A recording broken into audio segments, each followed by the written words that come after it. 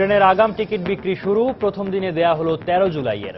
Kamalapur rail স্টেশনে অনেকের নির্ঘুম রাত যাপন। বলা তো যাবে না পাবো কি পাবো না। আমি এখন 23 নম্বর সিরিয়ালে আছি। রাত 10টার দিকে আসছি, সেগুলো এখানেই খাইছি। আজকে তো আরো প্রথম দিন ঈদের টিকিটটা, আর বৃষ্টি ছিল সকাল থেকে, এর জন্য বোধহয় লোকজন একটু কম। সামর্থ্য অনুযায়ী সেবা দিতে প্রস্তুত রেলওয়ে, নিরাপত্তায় নানামুখী পরিকল্পনা র্যাবের। বাংলাদেশের বিভিন্ন গুরুত্বপূর্ণ স্থানে আমরা টেম্পোরারি ক্যাম্প স্থাপন করেছি, যাতে করে এখানে কেউ কোনো ধরনের যাত্রী কোনো ধরনের হয়রানির শিকার না হয়। সকল যাত্রীদেরকে আমরা শতভাগ সেবা দেওয়ার জন্য প্রস্তুত আছি। চট্টগ্রামেও টিকিট প্রত্যাশীদের ভিড়। অনেক ক্লান্তি গেছে, তারপরও ক্লান্তি মনে হচ্ছে না, কারণ সেই সোনার হরিণটা হাতে পেয়ে গেছি ঈদের টিকিট, এই জন্য অনেক ভালো লাগতেছে। ঈদ করার জন্য ফ্যামিলির সাথে ফ্যামিলিকে নিয়ে যাবো ঢাকায়, তো আসলে এই টিকিটটা পেয়ে ভালো লাগছে। দেখছিলেন প্রধান শিরোনাম। দুপুরের সময় সঙ্গে আছি আমি হাফসাতুন্নেসা এবং আমি সৌমিত্র শুভ। এবার অন্যান্য শীর্ষ সংবাদ। ঈদে যাত্রী পরিবহনে 2500 বাস চালাবে বিআরটিসি, আগাম টিকিট বিক্রি শুরু কাল। সদরঘাট লঞ্চ টার্মিনালে পন্টুন সুবিধা বাড়ানোর দাবি লঞ্চ মালিক ও চালকদের। রাজধানীতে জমে উঠেছে ঈদের কেনাকাটা, রাজশাহীর বিপণী বিতানগুলোতেও ভিড়, দাম নিয়ে ক্রেতা বিক্রেতাদের ভিন্ন মত। মির্জা ফখরুলের স্বাস্থ্য পরীক্ষার জন্য আবারও 5 সদস্যের মেডিকেল বোর্ড গঠনের নির্দেশ, রিপোর্ট পেলে জামিন বিষয়ে আদেশ। ভরা মৌসুমে বঙ্গোপসাগর ও আশপাশের নদীতে ধরা পড়ছে না ইলিশ, অলস সময় পার করছেন উপকূলের জেলেরা। ইলিশের প্রজনন ক্ষমতা কমে যাওয়াই কারণ, অভিমত বিশ্লেষকদের। এবং খারাপ আবহাওয়া সত্ত্বেও বাংলাদেশ দক্ষিণ আফ্রিকা প্রথম ওয়ানডে ম্যাচের টিকিট কিনতে ভক্তদের লম্বা লাইন। ইনডোরে অনুশীলন করলেন টাইগাররা।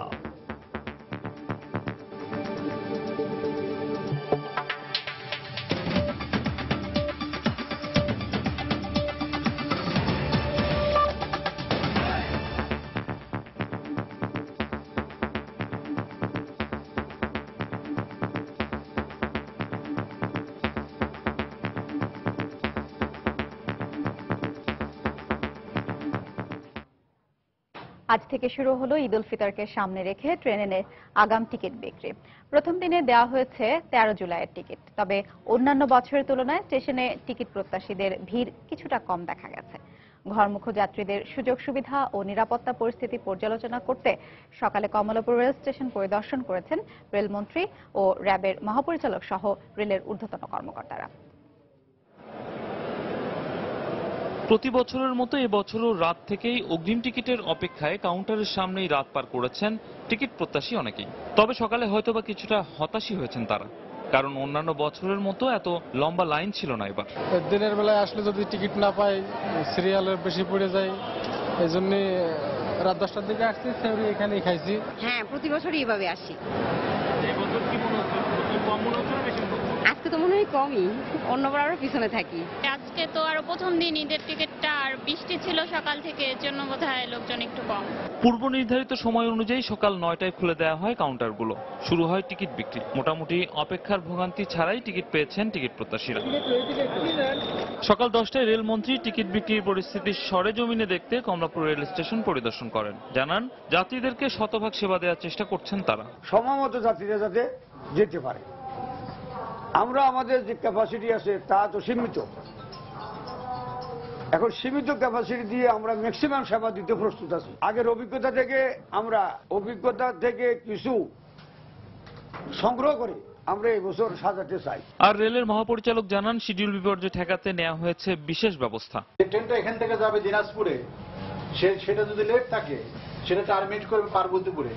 পার্বতীপুর আমাদের ডেমো ট্রেন অ্যাভেলেবল থাকবে, প্যাসেঞ্জার গুলো দিনাজপুর থেকে নিয়ে আসবে, তার উঠে যাবে, এই প্যাসেঞ্জার গুলো দিনাজপুরে নেবে। হ্যাঁ, এত করে আমাদের 3 থেকে 3.5 ঘন্টা আমরা হিসাব করতে দেখছি যে টাইম সেভ হবে। অর্থাৎ দিনাজপুরের যে 4টা ট্রেন, এই 4টা ট্রেনের টাইমটা মিনিমাইজ করবো আমরা এইভাবে। রেলমন্ত্রীর পর সকাল 11টার দিকে র্যাবের মহাপরিচালকও স্টেশন পরিদর্শনে আসেন। তিনি জানান, ঘরমুখো যাত্রীদেরকে নিরাপত্তা দিতে রেল, নৌ, সড়ক সকল পথেই তৎপর থাকবে র্যাব। র্যাব বিস্তৃত পরিকল্পনা গ্রহণ করেছে। আমরা ইতিমধ্যে সকল ঢাকা শহর সহকারে বাংলাদেশের বিভিন্ন গুরুত্বপূর্ণ স্থানে আমরা টেম্পোরারি ক্যাম্প স্থাপন করেছি। ঢাকা শহরের সকল বাস টার্মিনাল লঞ্চ টার্মিনাল এবং ট্রেন টার্মিনালে আমাদের অস্থায়ী ক্যাম্প স্থাপিত হয়েছে, উদ্দেশ্য যাতে করে এখানে কেউ কোনো ধরনের যাত্রী কোনো ধরনের হয়রানির শিকার না হয়। ঈদের সময় রেলপথের মাধ্যমে সারা দেশে প্রতিদিন প্রায় 2.5 লক্ষ যাত্রী পরিবহনের লক্ষ্যমাত্রা নিয়েছে রেল মন্ত্রণালয়। রামিম হাসান, সময় সংবাদ, ঢাকা। অন্যদিকে বন্দরনগরী চট্টগ্রাম থেকে রাজধানী ঢাকা সহ দেশের বিভিন্ন স্থানের ঈদে ঘরমুখ যাত্রীদের জন্য ট্রেনের আগাম টিকিট বিক্রি শুরু হয়েছে। সকাল 9টায় স্টেশনের কাউন্টারগুলোতে এই টিকিট বিক্রি শুরু হয়, চলবে বিকেল 4টা পর্যন্ত। চট্টগ্রাম স্টেশন ম্যানেজার জানান, প্রতিদিন চট্টগ্রাম থেকে ঢাকা, চাঁদপুর, সিলেট ও ময়মনসিংহ এই 4টি রুটের প্রায় 4171টি টিকিট বিক্রি করা হবে। এবার টিকিটের কালোবাজারি রোধে স্টেশনে 32টি সিসি ক্যামেরায় টিকিট বিক্রির কার্যক্রম মনিটরিং করা হচ্ছে। এছাড়া রেলওয়ে পুলিশ, নিরাপত্তা বাহিনী ও র্যাবের অস্থায়ী ক্যাম্প স্থাপন করা হয়েছে। আগামী 13 জুলাইয়ের অগ্রিম টিকিট পেতে সেহরি খাওয়ার পর থেকেই স্টেশনে জড়ো হতে থাকেন যাত্রীরা। দীর্ঘ অপেক্ষা করার পর টিকিট পেয়ে খুশি তারা।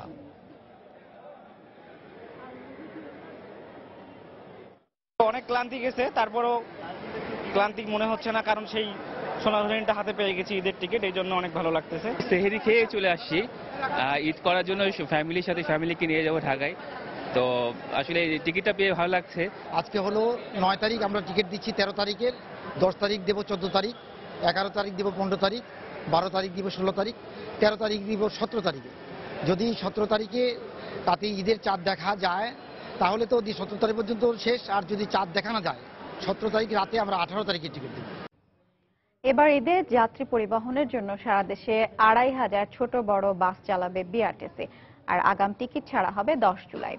ভোগান্তি এড়াতে মধ্যস্বত্বভোগীদের কাছে না গিয়ে সরাসরি কাউন্টার থেকে টিকিট কেনার পরামর্শ কর্তৃপক্ষের। মিজানুর রহমান কবিরের রিপোর্ট। বিআরটিসির ঢাকা অঞ্চলের 5টি ডিপোতে ঈদ উপলক্ষে চলছে গাড়ি মেরামত ও ফিটনেস পরীক্ষার কাজ। কর্তৃপক্ষের দাবি, নির্ধারিত সময়ের আগেই বাসগুলোকে ত্রুটিমুক্ত করা সম্ভব হবে। বছরের অন্যান্য সময়ে চলা পরিবহনের পাশাপাশি দেশের 272টি রুটে বিশেষ সার্ভিসের আওতায় চলবে 500রও বেশি পরিবহন। ব্রেক, সাসপেনশন এবং ইঞ্জিন, ইলেকট্রিক সব সিস্টেমের জন্য আমরা ভালো করে কাজটা করে এবং নিরাপদে লোকগুলো যেতে পারে, সেজন্য আমরা এই কাজগুলো কমপ্লিট করে আমরা গাড়িগুলো ঈদের ভিতরে আমরা দিতে চেষ্টা করতেছি।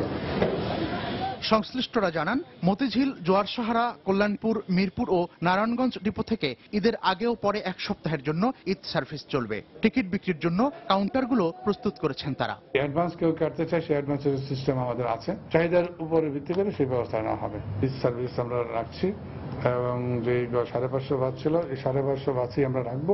যদি আরো সংস্থান করতে পারি সেসব গাড়িও আমরা ওখানে দেওয়ার চেষ্টা করব। পরিবহন ও টিকিটের পর্যাপ্ত ব্যবস্থা রয়েছে দাবি করে প্রতিষ্ঠানটি জানায়, অন্যান্য বছরের মতো এবছরও চুক্তির ভিত্তিতে গাড়ি নেওয়া যাবে। তবে এই সুযোগে মধ্যস্বত্বভোগীরা টিকিটের বাড়তি দাম নেয় বলে অভিযোগ পাওয়া যায়। তাই ব্যক্তিগত উদ্যোগে টিকিট সংগ্রহের পরামর্শ তাদের। সরকারি যে ভাড়া তার উপরে আমরা নেই না, আর যদি কোনোভাবে কেউ রিজার্ভ গাড়ি নিয়ে নেয় তখন আমাদের নিয়ন্ত্রণ থাকে না, সেক্ষেত্রে একটু ভাড়া বেশি হয়ে যায়।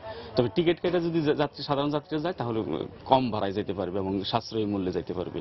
চালক ও সহকারীদের বিভিন্ন নির্দেশনার পাশাপাশি গাড়িগুলোতে নিরাপত্তা সরঞ্জাম নিশ্চিতের আশ্বাস বিআরটিসির। মিজানুর রহমান কবির, সময়, ঢাকা। এদিকে ঈদের আগেই সদরঘাট লঞ্চ টার্মিনালের পন্টুন সুবিধা বাড়ানো এবং নৌপথের ডুবোচর চিহ্নিত করে পর্যাপ্ত বয়াবাতির ব্যবস্থা না করলে যাত্রী পরিবহন মারাত্মক হুমকির মুখে পড়বে বলে মনে করছেন লঞ্চ চালক ও মালিকরা।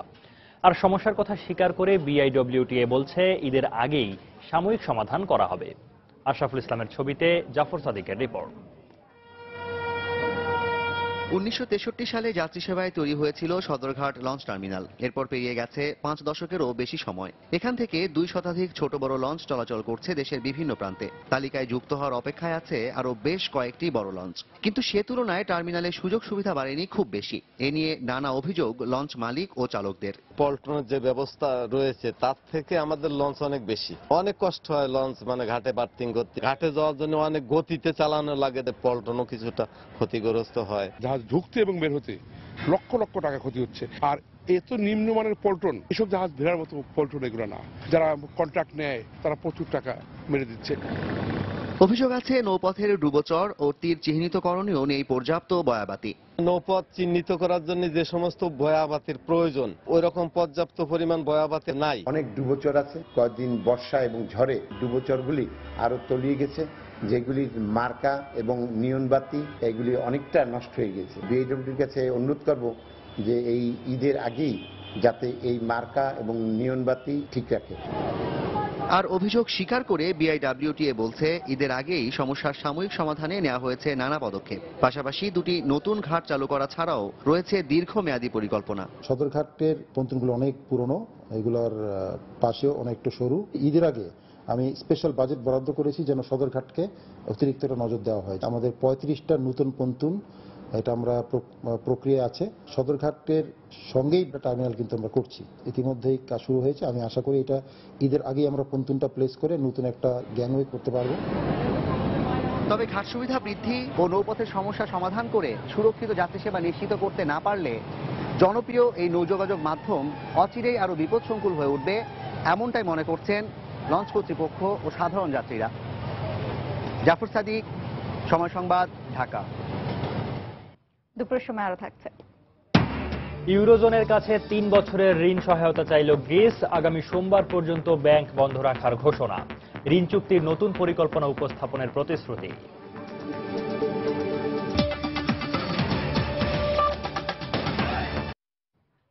বিএনপির ভারপ্রাপ্ত মহাসচিব মির্জা ফখরুল ইসলাম আলমগীরের স্বাস্থ্য পরীক্ষার জন্য আবারও 5 সদস্যের মেডিকেল বোর্ড গঠনের নির্দেশ দিয়েছেন আদালত। আগামী 12 জুলাইয়ের মধ্যে এই বোর্ডকে রিপোর্ট দেওয়ারও আদেশ দেন আপিল বিভাগ। এছাড়া 13 জুলাই জামিন বিষয়ে আদেশ দেওয়া হবে বলেও জানান আদালত। সকালে প্রধান বিচারপতি এস.কে সিনহার নেতৃত্বে আপিল বিভাগের 4 সদস্যের বেঞ্চ এই আদেশ দেন। এর আগে মির্জা ফখরুলের স্বাস্থ্য পরীক্ষার জন্য বঙ্গবন্ধু মেডিকেল বিশ্ববিদ্যালয়ের 3 সদস্যের মেডিকেল বোর্ডের রিপোর্ট আপিল বিভাগে জমা দেওয়া হয়। রিপোর্টে মির্জা ফখরুলের উন্নত চিকিৎসার জন্য এই মুহূর্তে দেশের বাইরে যাওয়ার প্রয়োজন নেই বলে উল্লেখ করা হয়। পরে মির্জা ফখরুলের আইনজীবীরা এ বিষয়ে আপত্তি করলে নতুন এ আদেশ দেন আদালত। পল্টন থানার নাশকতার 3 মামলায় মির্জা ফখরুলের জামিন বিষয়ে আজ আদেশের দিন ধার্য ছিল। এদিকে রাজনৈতিক কারণে নয়, ব্যক্তিগত কারণেই রমজানে উমরা পালনে সৌদি যাচ্ছেন বেগম খালেদা জিয়া। দুপুরে নয়াপল্টনের দলীয় কার্যালয়ে সংবাদ সম্মেলনে এই কথা জানান বিএনপির আন্তর্জাতিক বিষয়ক সম্পাদক আসাদুজ্জামান দীপন। সৌদি সরকারের আমন্ত্রণে পরবর্তীতে যে কোনো সময় তিনি উমরা পালন করতে যেতে পারেন বলেও জানানো হয়। বেগম খালেদা জিয়ার পরিবারকে যথারীতি পূর্বের মতোই সৌদি সরকার, সৌদি বাদশাহ যথারীতি অন্যান্য বছরের মতো এবছরও উমরার জন্য আমন্ত্রণ করেছেন। তার আমন্ত্রণ ভেরি মাচ ভ্যালিড রয়েছে। মাননীয় বিএনপি চেয়ারপারসন উনি ওনার সুবিধাজনক সময়, উনি এবং ওনার পরিবার ওনার সুবিধাজনক সময় রোজার পরে বা যে কোনো সময় তিনি এটা পালন করতে পারেন। বিষয়টি ব্যক্তিগত, বিষয়টি রাজনৈতিক দলের নয়। রাজধানীতে জমে উঠতে শুরু করেছে ঈদের কেনাকাটা। সকাল থেকে বৃষ্টি থাকায় ক্রেতা কম থাকলেও বেলা বাড়ার সাথে সাথে ভিড় বাড়তে থাকে রাজধানীর বিভিন্ন এলাকার শপিং মলগুলোতে। ভিড় এড়াতে অনেকে সকালে এসেই সেরে নিচ্ছেন কেনাকাটা। বিক্রেতারা জানিয়েছেন এরই মধ্যে বিক্রি বাট্টা বেশ ভালো হচ্ছে তাদের। রোজার শেষ দিকে বিক্রি পুরোদমে বাড়বে বলে প্রত্যাশা ব্যবসায়ীদের।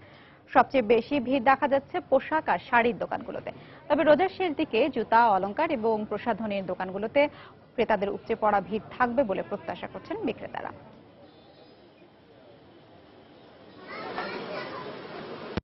সপ্তাহের শেষ কর্মদিবসে রাজধানীতে বেলা বাড়ার সঙ্গে সঙ্গে বেড়েছে যানজট। বৈরী আবহাওয়ার সাথে তীব্র যানজটে চরম ভোগান্তিতে পড়েছেন নগরবাসী। এই মুহূর্তে রাজধানীর ফার্মগেট এলাকায় আছেন রিপোর্টার শাফিন জাহিদ। বিস্তারিত জানতে যাচ্ছি সরাসরি তার কাছে। শাফিন,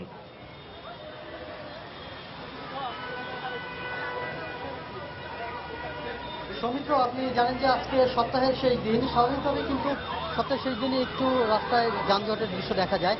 তারপরেও আজকে বলবো যে সকাল থেকেই কিন্তু বেলা বাড়ার সাথে সাথে যানজটের পরিস্থিতিও ছিল একটু ভয়াবহই। তো আমি এখানকার এই মুহূর্তে আছি রাজধানীর ফার্মগেট এলাকাতে। আমি এখানকার পরিস্থিতি যেটা দেখতে পাচ্ছি যে চারপাশের এবং রাস্তার যে যানজটের পরিস্থিতি খুবই ভয়াবহ। দেখা যাচ্ছে যে ফার্মগেট থেকে শুরু করে একদম শাহবাগ পর্যন্ত কিন্তু যানজটের পরিস্থিতি দেখা যাচ্ছে। এছাড়াও কিন্তু একটা বিষয় বলে রাখতে চাচ্ছি আপনাকে যে যানজটের অন্যতম আজকে কারণ কিন্তু আজকের যে আবহাওয়া, সেই সাথে বৈরী আবহাওয়ার সাথে গুড়িগুড়ি বৃষ্টির জন্য একটু যানজটটাও বেড়েছে। এছাড়াও আপনি জানেন যে রমজানের কিন্তু শেষ দিক, যার ফলে দেখা যাচ্ছে রমজানের শেষ দিকে কিন্তু মানুষের একটু কেনাকাটার ভিড় থাকে। তো রাজধানীবাসী সবাই বেরিয়ে পড়েছেন কেনাকাটার জন্য, একটু ব্যস্ততা আছেন। তো সবাই এই জন্যই রাস্তায় বেরিয়ে পড়ার কারণে দেখা যাচ্ছে যে যানজটটাও বেড়ে যাচ্ছে। তো আরেকটা জিনিস আপনাকে বলে রাখতে চাচ্ছিলাম আমি, যে আমি এখানকার সার্জেন্টের সাথে কথা বলেছি যে থেমে থেমে অনেকক্ষণ পরপরই দেখা যাচ্ছে গাড়িগুলো চলছে। আর অন্যান্য কারণগুলোর মধ্যে কিন্তু নর্মালি বলা যায় যে শুধুমাত্র আজকের সপ্তাহের শেষ দিনের জন্যই এই পরিস্থিতি। তো এছাড়াও কিন্তু রাজধানীর অন্যান্য যে জায়গাগুলো আছে প্রায় সবগুলোতেই কিন্তু যানজটের অবস্থা খুবই খারাপ। আপনি জানেন যে ইফতারের আগ মুহূর্ত পর্যন্ত রাস্তার এই যানজটের পরিস্থিতির খুবই ভয়াবহ থাকে। তো মনে হচ্ছে ইফতারের আগ মুহূর্ত পর্যন্ত এই অবস্থা দেখা যাবে আর কি। তো এই ছিল যানজটের সর্বশেষ পরিস্থিতি আমার কাছে।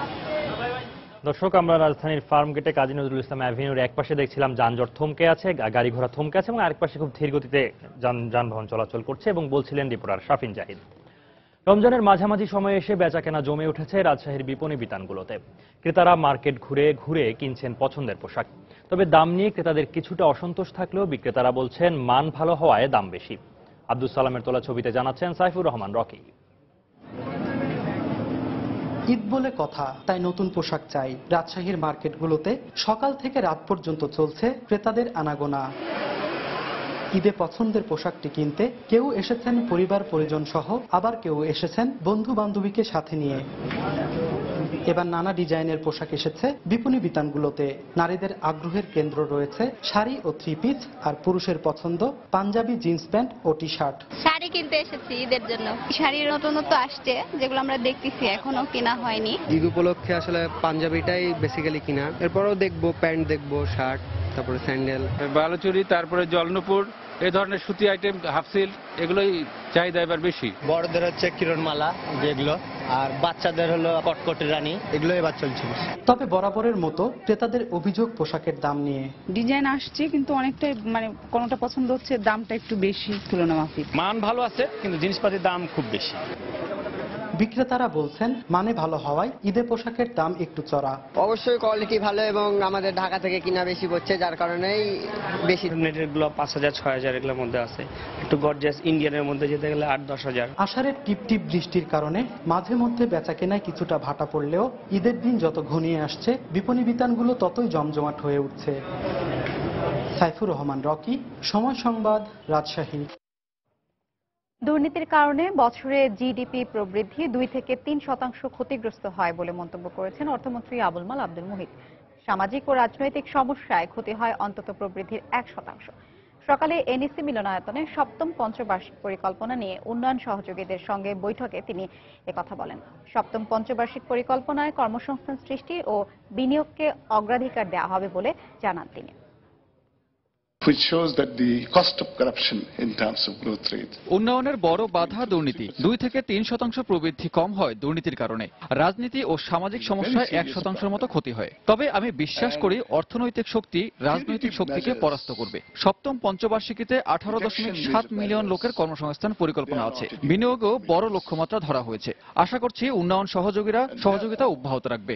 This is what I believe, and this government has taken it up now. BNP নেত্রী বেগম খালেদা জিয়া বাংলাদেশে জঙ্গিবাদ সৃষ্টি করেছেন এবং প্রতিনিয়ত জঙ্গিবাদকে উস্কে দিয়েছেন বলে অভিযোগ করেছেন তথ্যমন্ত্রী হাসানুল হক ইনু। খুব দ্রুত আগুন সন্ত্রাসীর নেতা খালেদা জিয়াকে তার সব ধরনের কর্মকাণ্ডের জন্য বিচারের কাঠগড়ায় দাঁড় করানো হবে বলেও জানান মন্ত্রী। বৃহস্পতিবার সকালে রাজধানীর সেগুনবাগিচায় মুক্তিযুদ্ধ জাদুঘরে বাংলাদেশের গণহত্যা শীর্ষক বইয়ের মোড়ক উন্মোচন অনুষ্ঠানে তিনি এসব কথা বলেন। জঙ্গি বর্জন করলেই উনি ধোয়া তুলসী পাতা হন না, উনি জামাত ইসলামকে বর্জন করলে উনি গণতন্ত্রের ময়দানে হালাল হয়ে যান না, আর গণতন্ত্রের অন্য গায়ে দিলেই উনি গণতন্ত্রী হন না। উনার হাতে রক্তের দাগ, যে অসংখ্য মানুষগুলো পোড়ানো হয়েছে, সেই পোড়ানোর পরিকল্পনার নেত্রী খালেদা জিয়া। আগুন সন্ত্রাসী খালেদা জিয়াকে আদালতের কাঠগড়ায় পাঠানোর কথা বলেন। ভরা মৌসুমের 2 মাস পেরিয়ে গেলেও বঙ্গোপসাগর ও আশপাশের নদীতে ধরা পড়ছে না রূপালী ইলিশ। সাগরে মাছ না থাকায় কর্মহীন অলস সময় পার করছেন পটুয়াখালী ও বরগুনার জেলে ও ব্যবসায়ীরা। মৌসুমের এই সময় ইলিশ নিয়ে যাদের জীবিকা, উপকূলের সেই জেলে পরিবারগুলোতে এখন চলছে চরম দুর্দিন। মৎস্য বিশ্লেষকরা বলছেন, বৈরী আবহাওয়া এবং সাগরের লবণাক্ততা বেড়ে প্রজনন ক্ষমতা কমে যাওয়ায় ইলিশের এই শূন্যতা দেখা দিয়েছে। পটুয়াখালী ও বরগুনা প্রতিনিধির পাঠানো তথ্য ও ছবি নিয়ে ডেস্ক রিপোর্ট। জুন থেকে শুরু হয় ইলিশের মৌসুম, কিন্তু প্রাকৃতিক দুর্যোগ ও সাগরে মাছ ধরা না পড়ায় জাল বুনে ও ক্যারাম খেলে অলস সময় পার করছেন পটুয়াখালীর জেলেরা।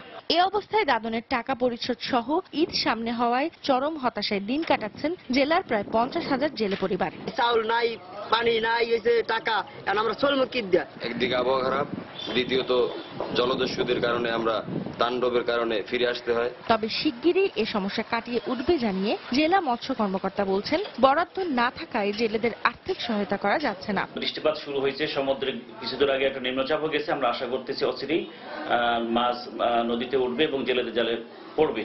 এই সাময়িক অল্প সময়ের জন্য জেলেদের পক্ষ থেকে আমার জন্য ব্যবস্থা নেওয়া একটা অসুবিধার বিষয়। এই ধরনের কোনো উদ্যোগ নেওয়া হয়নি। এদিকে এই মৎস্য বিশ্লেষক, বৈরী আবহাওয়া এবং সাগরে লবণাক্ততা বৃদ্ধিতে প্রজনন ক্ষমতা কমে যাওয়ায় ইলিশ বাড়ছে না বলে জানান। সমুদ্রের যে উচ্চ লবণাক্ততা, এটা আমাদের নদীতে প্রবেশ করে।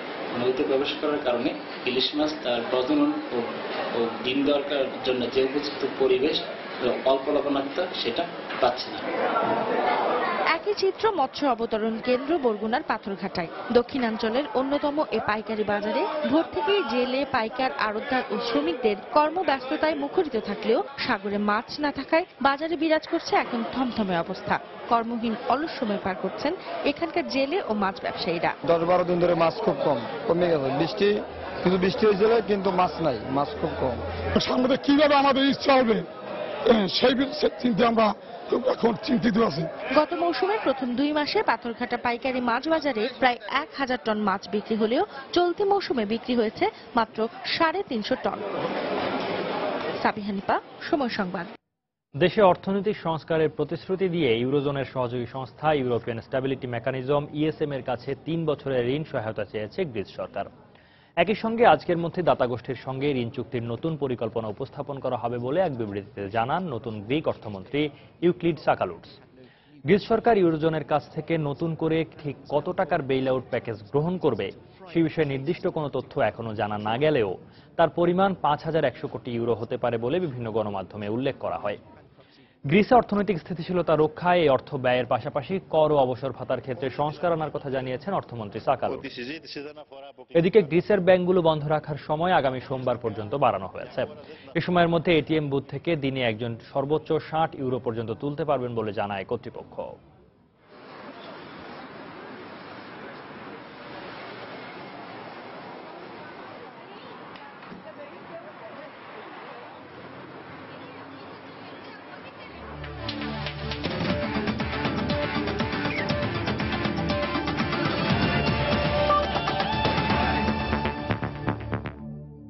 বাংলাদেশ এবং দক্ষিণ আফ্রিকার ওয়ানডে সিরিজের প্রথম ওয়ানডে ম্যাচের টিকিট বিক্রি শুরু হয়েছে। সকাল 10টা থেকে মিরপুরের ইউনাইটেড কমার্শিয়াল ব্যাংকে টিকিট বিক্রয় শুরু হয়।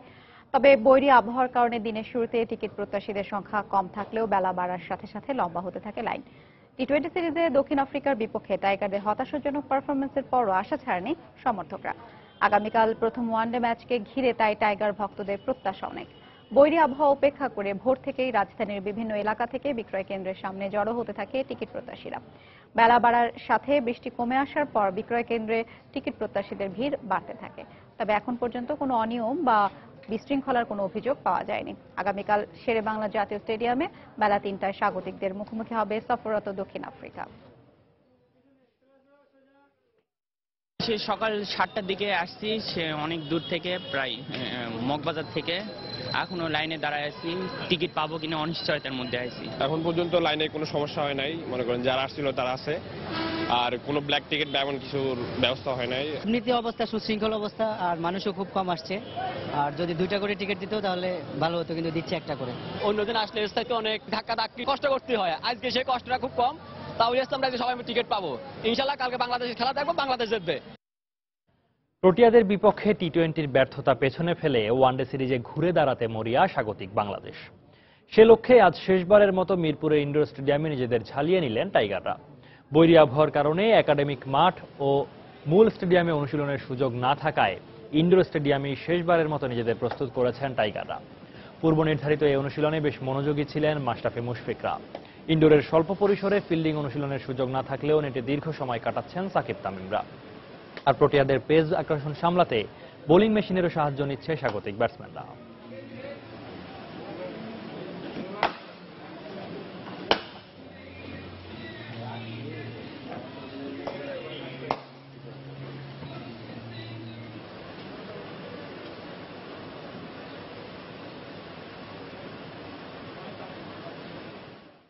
দুপুর সময় পর্যায়ে শীর্ষ সংবাদ জানিয়ে দিচ্ছি আরেকবার। ট্রেনের আগাম টিকিট বিক্রি শুরু, আজ দেয়া হচ্ছে 13 জুলাইয়ের। চট্টগ্রাম স্টেশনে প্রত্যাশীদের ভিড়, সামর্থ্য অনুযায়ী সেবা দিতে প্রস্তুত, পরিদর্শন করে বললেন মন্ত্রী।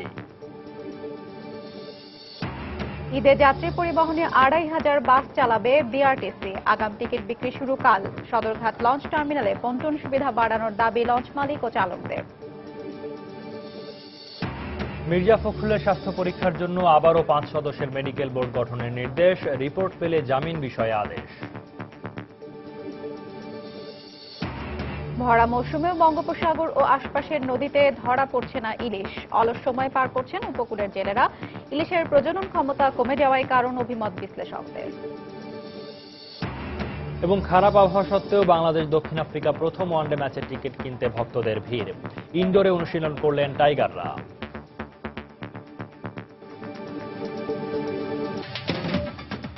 এই ছিল দুপুরের সময়। যে কোনো খবর পেতে ভিজিট করুন সময়নিউজ.tv। সঙ্গে থাকুন সময়।